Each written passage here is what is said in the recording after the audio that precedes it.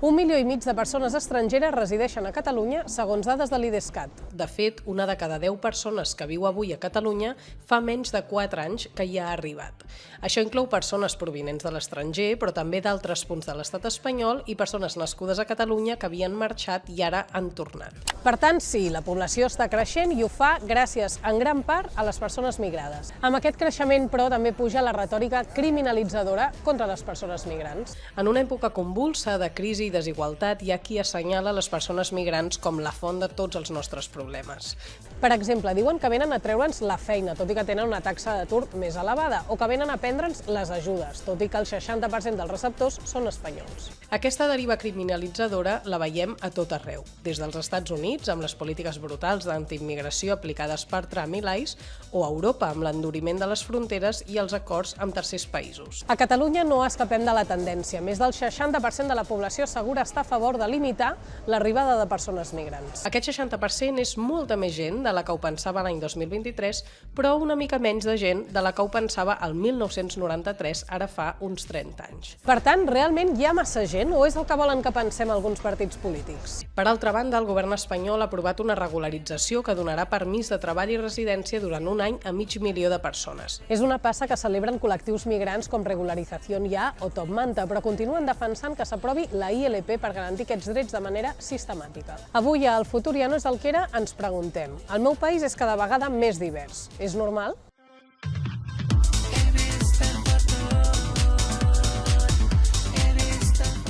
Quina és la vostra relació, quina experiència teniu amb el fet migratori? Començo jo. Els meus pares són de Marroc els dos, i llavors van immigrar aquí a Catalunya cap a inicis dels 90, finals dels 80, i res, jo soc filla d'immigrants, aquesta és la meva relació. Jo soc net d'immigrants andalusos, en concret de Cabra, de Còrdova, i bàsicament al final dels anys 60 el meu avi va venir a parar aquí a Barcelona i després d'un temps en aquesta ciutat va anar cap a Valls perquè un germà seu ja hi vivia i a partir de llavors tota la família va anar a Monàvia i tota la família de Monàvia va acabar a Valls. Fill d'emigrants, quan jo tenia un any, el meu pare se'n va anar al Brasil i la meva mare, el meu avi i jo ens vam quedar aquí i la resta de la família, i al cap d'un any ens va cridar i ens en vam anar els tres ajuntant-nos amb ell a São Paulo, Brasil. I aleshores allà van passar 10 anys, jo vaig marxar d'aquí que tenia un any i vaig arribar aquí als 11. Vaig començar el col·le aquí ja era tot el dia al col·le, primera patada que em van donar, i la segona era que no dominava l'idioma perquè allà al Brasil es parla portuguès i a casa jo parlava català. Aleshores vaig anar a la Salle, em van posar al col·le i esclar, aleshores què passa? Que al no dominar l'idioma,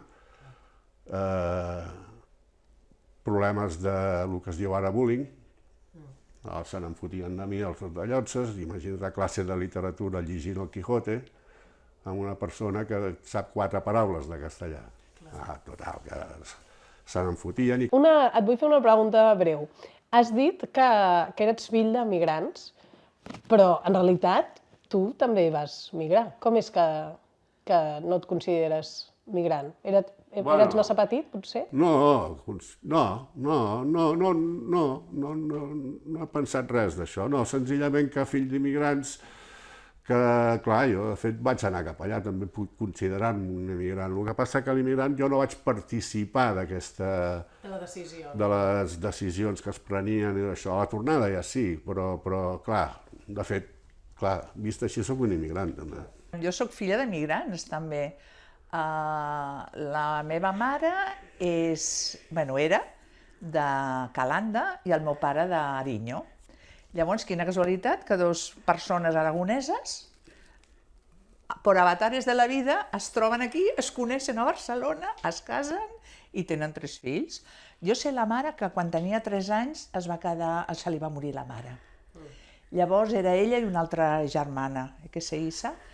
I llavors, al cap d'uns anys, el pare va venir cap aquí. No sé masses coses perquè la meva mare també era una manera molt...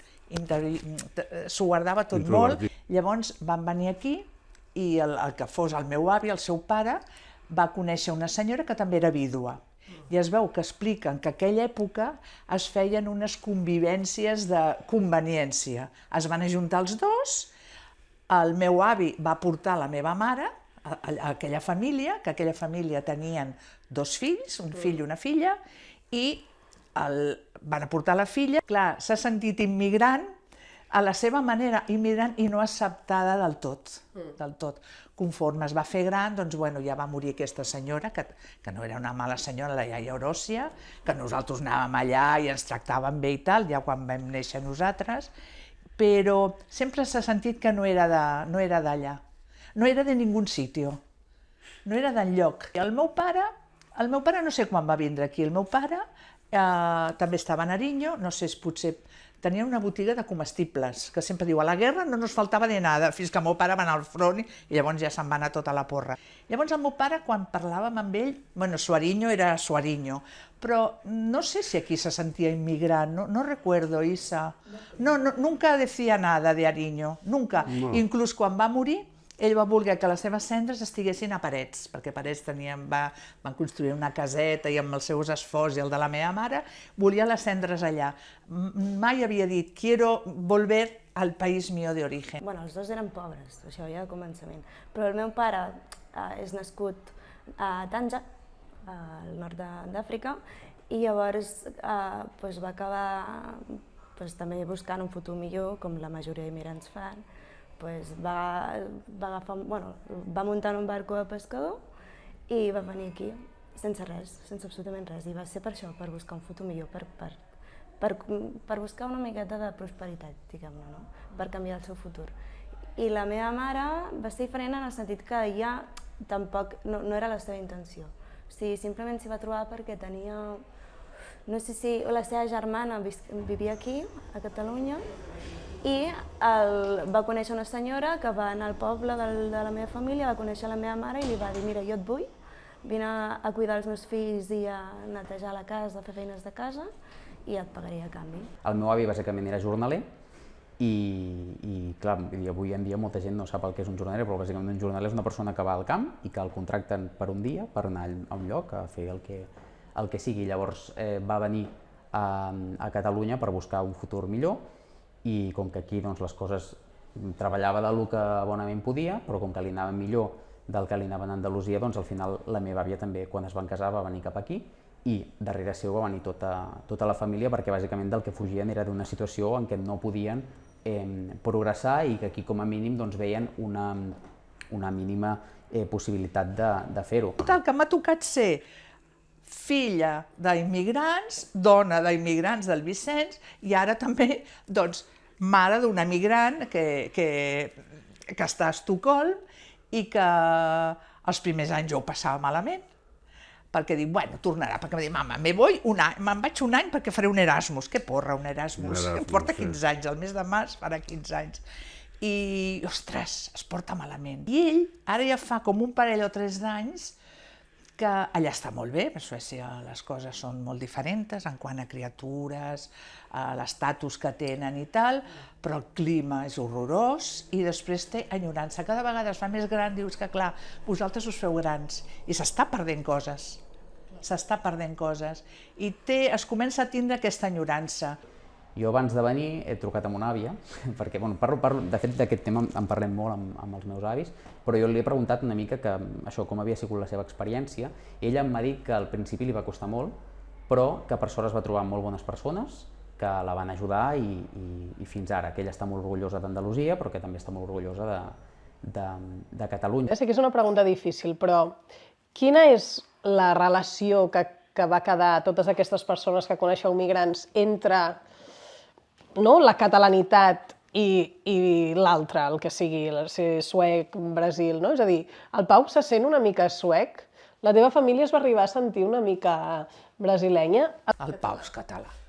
Tot i que és sueca, ara Té la doble clar. nacionalitat, té la doble de... Però els nens també tenen la doble, els ha fet també catalans, I els hi parlen català. Els hi parlen català. Sí, sí. A casa meva era un batiburrillo, yo creo que ellos tenían la sangre manya, i jo em considero també manya, que a vegades dic, mira que sóc catalana i, bueno, les meves idees polítiques són catalana, vull dir, però a vegades dic, és que jo soc, o sigui, estic orgullosa de ser manya, i mira que el pensament, la política a part, perquè el pensament no me va. Però a casa meva el meu pare parlava un català perfecte, la meva mare també, però entre ells es parlaven en català. Entre ells dos, Sí. Imagina. Però a ma germana, l'Isabel i a mi, ens parlaven en castellà. Però, ojo al dato, va néixer el meu germà i llavors al meu pare li parlava amb ell en català, però la meva mare en castellà. Àvia, mon àvia, quan els meus, quan ma mare i els meus tiets eren petits, es va apuntar a classes de català i el va aprendre, però hi ha una cosa que fem molt malament els catalans, que és canviar de llengua a la gent, i per tant, entre això i la vergonya, doncs al final el seu català s'ha rovellat completament i pràcticament no el parla mai el català, i el meu avi directament no el va aprendre. I jo crec que diu molt del país que tenim, que el meu avi no parli català i en canvi la llengua que jo he transmès, que jo reivindico i que estimo i a la que em somiu, sigui el català. Una de les qüestions que reivindicava molt Paco Candel és centrar-nos sobretot en les segones generacions. Bàsicament perquè la primera generació el que fa és arribar aquí, és intentar sobreviure, és cobrir les seves necessitats i aquesta és la seva urgència, i en canvi la segona generació és la que hem de fer més esforç perquè els hi arribi aquesta catalanitat i perquè els hi arribi la llengua. Els meus pares, quan van arribar aquí, el que feien era treballar i moltes vegades la seva relació laboral es basava en parlar en castellà. O sigui, la meva mare, quan va conèixer la família, van decidir que hi havia de parlar en castellà, que l'eina per comunicar-se principal per ella, que venia de fora, si havia d'aprendre una llengua era el castellà. I llavors, tota la seva vida, el que va fer va ser aprendre el castellà únicament, perquè el català l'havia rellevat a un segon pla perquè mai li havien dit que era una eina important també. El que li va passar al meu pare també va ser una miqueta similar. Clar, jo sí que vaig tenir la sort que la meva mare va decidir que les seves filles havien de parlar bé el català i ella ens va animar moltíssim a parlar la llengua, a anar a l'escola. Ella va intentar parlar en català amb nosaltres també des d'un bon inici. Sempre li ha costat molt, també és veritat, vull dir que quan l'entorn no t'ho posa fàcil, tu pots intentar tot el que vulguis, però al final la llengua s'aconsegueix a base de necessitar-la i d'utilitzar-la i de parlar-la. I quan no t'ajuden, quan el teu entorn no et propicia parlar la llengua, doncs, clar. I llavors estic molt d'acord perquè sí que és veritat que les generacions futures, les segones generacions, com és el meu cas, doncs ho tenim més fàcil. I està bé que jo hagi tingut la meva mare per dir-me parla el català, et posaré la tele en català al Super 3 perquè aprenguis el català i l'utilitzis a classe. Una anècdota que crec que és prou rellevant és que a l'hora de parlar amb ma mare de si ells feien el tió i tal, i ma mare deia que ells no havien fet mai el tió, i mon àvia deia que és que ella ningú li havia dit que això es feia, i clar, a casa meva jo, des que tinc coneixement de causa, a casa meva s'ha fet sempre el tió, i per tant crec que és important com això, com al final les generacions van arrossegant aquest acostament a les coses que es fan aquí. Així que teniu l'experiència més recent del Pau i històrica, tots els vostres pares, creieu que, i la teva pròpia, creieu que és més fàcil o més difícil ara migrar, o és difícil igual? Allò que es diu que el món és un mocador, vull dir, si no hi ha distàncies, agafes un avió i en 3 hores et plantes a Estocolm o en 6 hores et plantes a Amèrica, vull dir, o 8. No és problema sortir. Una altra cosa és quan ja barreges,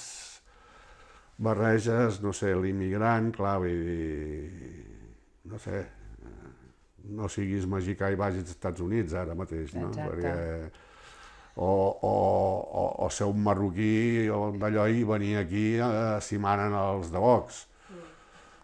Clar, barregem això i llavors és molt complicat, no? I llàstima perquè és de gent que ho està passant molt malament al seu país i volen prosperar, volen millorar. Això no es plantejava abans, d'allò. Ara això, bueno, ara sí. O sigui, és difícil per aquest cantó quan tecnològicament és immediat anar a l'estranger, no? Jo crec que cada cop es posen més pals a les rodes, sincerament, perquè també hem de pensar que arreu del territori els fenòmens migratoris han sigut processos històrics, han passat sempre i haurien d'estar més que normalitzats, haurien de ser una cosa natural de la condició humana, no? Al final l'ésser humà es mou, no? I al final som qui som avui en dia gràcies a tots aquests processos. Més que res per l'estigma, sobretot per l'estigma, però també des de les institucions, cada cop penso que fins i tot es dediquen més esforços a complicar les coses. Una cosa que em costa molt és que al final com a net de persones que van haver d'emigrar i en unes condicions potser, és a dir, de pobresa però dintre d'un mateix estat, sense cap problema a nivell de papers, etc. Em costa molt pensant que el meu avi jornaler va deixar Andalusia per venir aquí a buscar un futur millor i estigmatitzar algú, per exemple, que ara va fer de jornaler a Lleida, a les comarques de Ponent, a l'estiu. Llavors, crec que tenint en compte que 3 de cada 4 catalans són fruit d'aquestes onades migratòries, indirecta o directament, doncs crec que hauríem de tenir una mica més de consciència de com s'ha forjat aquest país al llarg dels anys i de no tenir aquesta cultura de salvar-te tu primer i ja està. Bueno, clar, el Pau, jo no sé si potser l'identifiquen com que és no suec, perquè el que jo ara recordo del Pau s'hi assembla bastant, però... El Pau és més suec que els suecs. El Pau, ningú sap que és català pel cognom, però parlant així, la gent que ho sap, que no és... Bueno, ara ja té la nacionalitat, però que no és d'origen suec, s'ha trobat potser en situacions que el tractava... No, amb ell no, perquè també això és típic, no? Com que és rosi, té els ulls clars. Jo és el que dic. No, i per caràcter. I per caràcter i tot. I perquè parla suec, suposo. Perquè parla suec. suec. No, que ho tenen més fotuts són gent que tenen un altre tipus de color i que venen per aquí, igual hi haurà policia o hi haurà Mossos i a mi no em detindran perquè tinc els ulls clars, possiblement, i amb ells sí. I això és gent, ostres, que ve aquí, que a vegades ven pateres, és un cas extrem, tot el que tu vulguis, venen aquí perquè estan fugint de la guerra, de la fam, vull dir, ostres, i que no els acollim d'una manera com si fossin, quines feines fan, no? Vull dir, àrea de serveis, però a més d'una manera il·legal. Ara no sé si al final ho aconseguiran, poder legalitzar tots aquests que volen legalitzar, perquè és que és un peix que es mossega la cua. Jo crec que hi ha una cosa que s'ha de reivindicar molt més. Jo crec que la migració és un dret, però el primer dret és no haver de marxar del teu país per les condicions en què hi viuen. Jo crec que els meus avis haguessin sigut molt feliços si no haguessin hagut de marxar d'Andalusia. Totalment. Per tant, crec que una de les coses que hem de reivindicar és això, que el primer dret és que la gent no hagi de marxar del seu país perquè hi ha guerres, perquè hi ha una situació de pobresa, perquè hi ha dictadures. Jo crec que això és important. Crec que és important que en lloc d'assenyalar a l'últim que acaba d'arribar com el culpable, que comencem a mirar qui és que realment està generant aquesta situació de col·lapse. I aquesta situació de col·lapse passa perquè hi ha una retallada dels serveis públics i perquè no s'està invertint el que toca en els serveis públics. I el problema no és l'últim que acaba d'arribar, sinó qui no està pagant els impostos, qui té un compte a Liechtenstein perquè paga menys, etc., i no l'últim que acaba d'arribar. És veritat, o sigui, és una qüestió també, com deies tu, una qüestió hi ha moltíssimes retallades tant a la sanitat com a l'educació, vull dir que cada cop és més difícil viure, costa més viure, i cada cop perdem més diners o més qualitat de vida. I llavors, clar, doncs és molt més fàcil això, assenyalar les persones a l'últim que arriba i dir, és culpa d'ells, que venen i ens ho treuen, i s'emporten els diners perquè cobren beques o jo què sé, saps? Hi ha moltes trampes lligades en aquest discurs, no? Bueno, ve gent que té cultures diferents, religions diferents, creieu que això fa por? Creieu que és això el que espanta una mica? Més que por és egoisme, penso, perquè és dir, que em trauran el meu, perquè aquesta gent ve, només demanen ajudes, només demanen pis, només a les escoles gratuïtes, que em trauran el meu. La desinformació jo crec que fa molt de mal, al final també el discurs, que és el que dèiem abans, la majoria de vegades, sempre, per no dir sempre, el discurs el fa el poderós, qui es permet tenir un discurs i influenciar a partir del seu discurs, i la resta de la gent, clar, com que té por i no té aquesta informació, doncs al final acaba recolzant-se d'un discurs que no el culpa ell, culpa els altres i no el responsabilitza, o a vegades la persona en si tampoc té la responsabilitat, però clar, com que el poderós diu que sí, doncs el segueix, aquest discurs el segueix a base de desinformació, bàsicament. És a dir, jo entenc que hi hagi una preocupació i moltes vegades aquesta preocupació ve del desconeixement, perquè hi ha molt de desconeixement sobre com funciona l'estrangeria i de lo difícil que és realment ser estranger, perquè en realitat ets un ciutadà de segona, no tens la resta de drets que tenen les altres persones. Hi ha gent que neix aquí i que no té el DNI espanyol i que, per tant, té menys drets que la resta de nosaltres que sí que el tenim. Com per exemple que no pot votar. Correcte.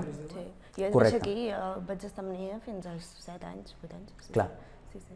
És que inclús a l'hora de no sé, jo cosa que m'ha costat a vegades entendre, que dius, bueno, manen els socialistes, molt bé, però hi han 3 errors, per lo que sigui tal, i veus que les enquestes, les dretes comencen a pujar, es dispara, conyo, però no eres d'esquerres, no votaves al PSOE, ara per què te'n vas a l'altra banda? I dius, és el poble, però què estàs fent? I qui ho paga, no, tot això? I qui ho paga? El mateix poble, el mateix poble.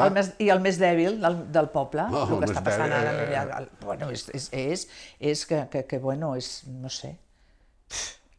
I ara va estar molt bé això d'aquest, el puertorriqueño aquest, com es diu, el Bad Bunny, pues, la lliçó que ha donat el festival aquest ha sigut esplèndida en aquest aspecte. I crec que com hi ha alguns sectors que intenten com dir, bueno, és que ens hem passat de ser molt bons i hi ha coses que són morals i el que hauríem de fer és més una anàlisi, d'acord? Però és que al final crec que no hi ha res dolent en ser bona persona i no hi ha res dolent en entendre el que parlàvem abans, que és que la gent ve aquí a buscar una vida millor i que, per tant, que la nostra resposta com a societat sigui no, nosaltres el que volem fer és fer-te fora i deportar-te, perquè crec que totes les persones han de ser tractades amb dignitat, amb independència del seu color de pell, de la seva nacionalitat, d'on venen, si estan aquí o del que fan exactament. I crec que aquest tipus de mesures van en la línia de tractar amb dignitat les persones. Aquesta voluntat que ja hi és present, de persones que volen defensar els seus propis drets, fer una qüestió que no sigui incompatible també amb els drets dels altres, vull dir. Ja que estem lluitant perquè hi ha aquest discurs de que nosaltres volem viure millor, que sigui volem tots viure millor i no només nosaltres i els altres no, nosaltres a costa dels altres, perquè és que tampoc va així. Vull dir, tothom que vulgui pot ser català, l'únic que cal és voler formar part d'aquesta llengua i d'aquestes cultures, cadascú amb els seus orígens, cadascú amb les seves identitats i crec que ningú ha de renunciar a res per ser català.